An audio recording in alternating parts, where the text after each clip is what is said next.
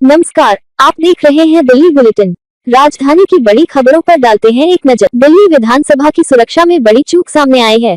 UP number की एक car boom barrier तोड़ते हुए अंदर घुस गई। आरोपी को मौके पर ही काबू कर लिया गया। हैरानी की बात यह रही कि आरोपी स्पीकर कार्यालय के पास तक पहुंच गया और वहां पुष्पगुच्छ रख दिया। घटना के बाद सुरक्षा व्यवस्था पर सवाल खड़े हो गए हैं। पुलिस मामले की जांच कर रही है। विधानसभा में सुरक्षा चूक के बाद आम आदमी पार्टी ने कानून व्यवस्था पर सवाल उठाए हैं।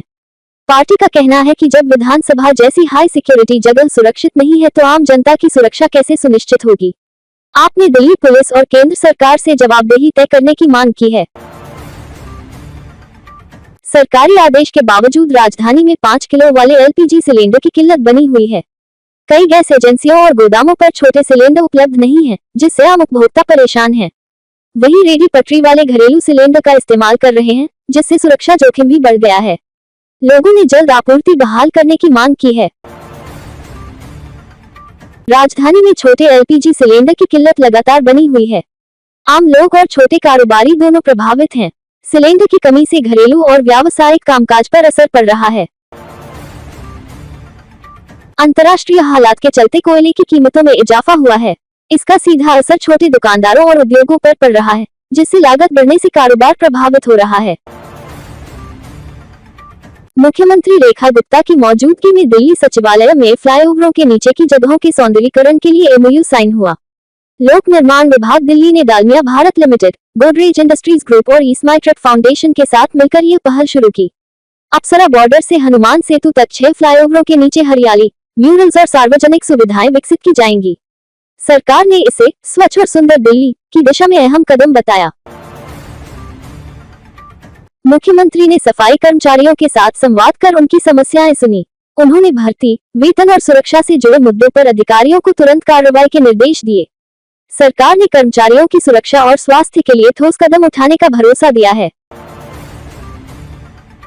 मुख्यमंत्री और उपराज्यपाल ने लोक निवास में बैठक कर ऊर्जा सुरक्षा, गर्मी और मानसून से पहले की तैयारियों पर चर्चा की। अधिकारियों को समय रहते जरूरी इंतजाम सुनिश्चित करने के निर्देश दिए गए। दिल्ली सरकार 15,000 व्यवसायों को जेम और ओएनडीसी प्लेटफॉर्म से जोड़ेगी। कॉमन फैसिलिटी सेंटर के जरिए स्किल ट्रेनिंग और मशीनरी उपलब्ध कराई जाएगी, जिससे रोजगार और उद्योग दोनों को बढ़ावा मिलेगा। भारतीय जनता पार्टी के 47वें स्थापना दिवस पर आयोजित कार्यक्रम में मुख्यमंत्री ने कहा कि पार्टी की पहचान सेवा, समर्पण और राष्ट्र सर्वोपरि की भावना से बनी है। दिल्ली हाईकोर्ट ने याचिका पर सीबीआई को नोटिस जारी किया है। केजरीवाल ने आबकारी मामले में सुनवाई से जज को अलग करने की मांग की है। मामले की अगली सुनवाई 13 अप्रैल को होगी। संघ के प्रतिनिधियों ने स्थायी समिति अध्यक्ष सत्या शर्मा से मुलाकात कर ग्रामीण इलाकों में 200 वर्ग मीटर तक के मकानों पर हाउस टैक्स माफी के फैसले का स्वागत किया। पंचायत संघ के प्रमुख थान सिंह यादव ने गांवों से जुड़े अन्य मुद्दों पर भी चर्चा की। किलोमीटर लंबा दिल्ली देहरादून एक्सप्रेसवे 14 अप्रैल से शुरू होगा। इसके चालू होने के बाद यात्रा समय 6 घंटे से घटकर करीब 2.5 घंटे रह जाएगा। परियोजना से कनेक्टिविटी और व्यापार को बढ़ावा मिलने की उम्मीद है। दिल्ली के निजी स्कूलों में ईडब्ल्यूएस श्रेणी के दाखिले के लिए कंप्यूटराइज्ड ड्रॉ निकाला गया। 55,701 सीटों के लिए 1.39 लाख से अधिक आवेदन आए थे। शिक्षा मंत्री की मौजूदगी में प्रक्रिया पूरी की गई। दिल्ली के अलग अलग इलाकों में अपराध की घटनाएं सामने आई हैं। मंगोलपुरी में युवक पर चाकू से हमला, कमला मार्केट में हत्या और अशोक विहार में रंगदारी मांगने का मामला दर्ज हुआ है।